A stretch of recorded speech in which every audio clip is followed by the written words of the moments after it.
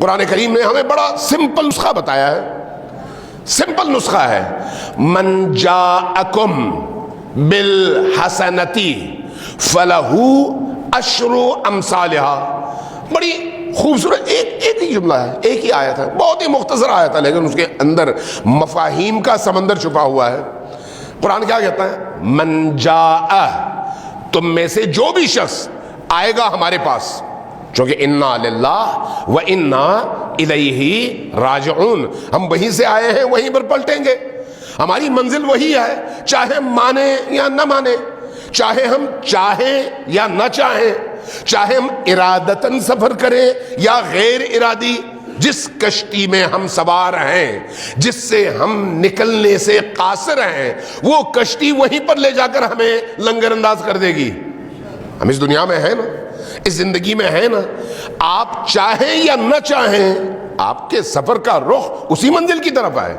میں چاہوں یا نہ چاہوں زندگی کی اس کشتی سے اتر نہیں سکتا، میری مجبوری ہے۔ اب جب میری مجبوری ہے تو اس مجبوری کے سفر میں کچھ چیزیں ہیں جو میرے اختیار میں ہیں، وہ میری مجبوری نہیں ہے۔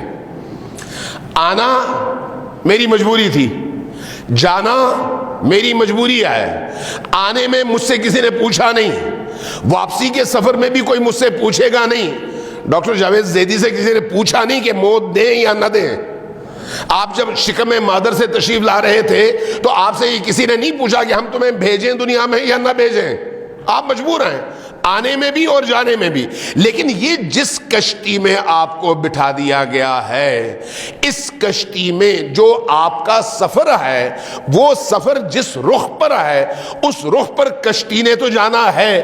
اب آپ کا امتحان اختیار کا ہے کہ اس اختیار سے کام لیتے ہوئے اس لنگر انداز ہونے والی کشتی کے سمت میں آپ سفر کر رہے ہیں یا پھر اس کے برعکس جد و جہد کر رہے ہیں۔ چاہے جتنی بھی جد و جہد کریں، اس کے برعکس آپ کہیں بھاگ نہیں سکتے، پہنچنا وہیں پر ہے، پہنچنا وہیں پر ہے۔ چاہے وہ زرداری ہو، نواز شریف ہو، عمران خان ہو، کوئی اور ہو، چاہے وہ عیسائی ہو، یہودی ہو، دہریہ ہو، کوئی بھی ہو، پہنچنا وہیں پر ہے ہر ایک نے۔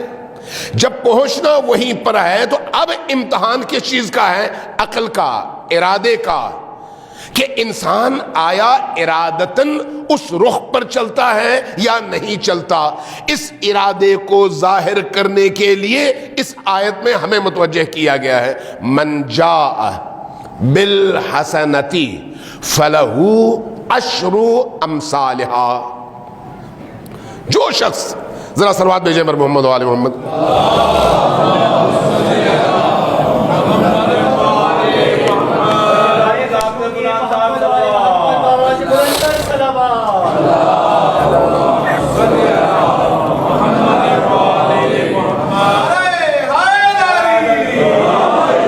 وَعَجِّلْ فَرَجَهُمْ کے ساتھ اونچی آواز سے سب مل کر صلوات بھیجیں پر محمد و آل محمد۔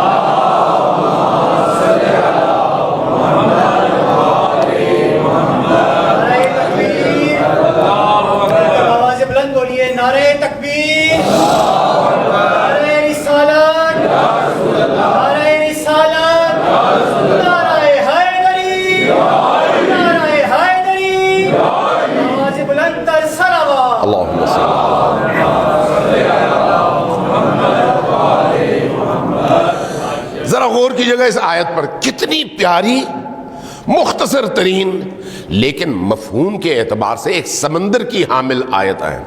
من جاء، جو بھی میرے پاس آئے گا، جو بھی آئے گا، چاہے کوئی بھی انسان ہے، بالحسنتی، ایک حسنہ لے کر، ایک نیکی لے کر، فلہ عشر امثالها، اس کو میں 10 گنا دوں گا۔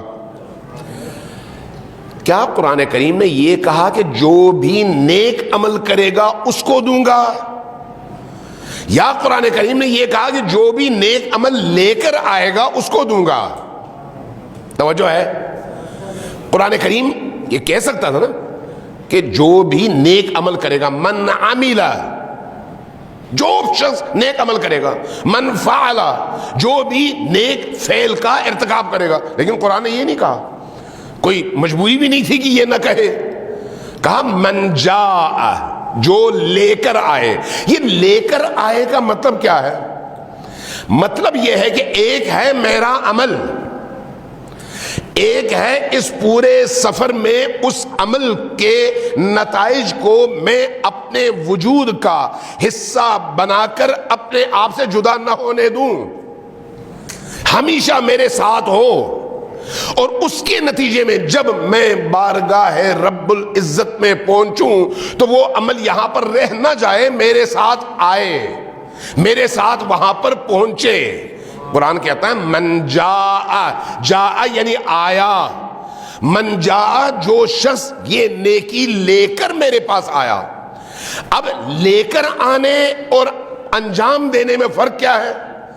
آپ کسی زمین کو ہل سے جوت کر نرم کرتے ہیں، کھاد ڈالتے ہیں، اس کی ضرورتیں پوری کرتے ہیں، اس میں بیج ڈال دیتے ہیں، لیکن آپ اس بیج سے اگنے والی فصل کو کھانے والی بیماریوں کا علاج نہیں کرتے، چھوڑ دیتے ہیں. باقی سارا کام کرتے ہیں لیکن یہ والا کام نہیں کرتے. نتیجہ کیا ہوگا؟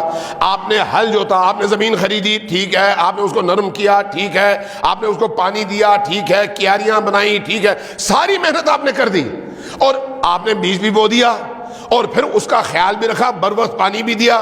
لیکن جب آپ نے اس کو لگنے والی بیماریوں سے بچانے کے لیے اہتمام نہیں کیا تو پھر یہ ساری کی ساری محنت، اس کے باوجود کیا آپ نے اتنے دن مشقتیں اٹھائیں، زحمتیں اٹھائیں،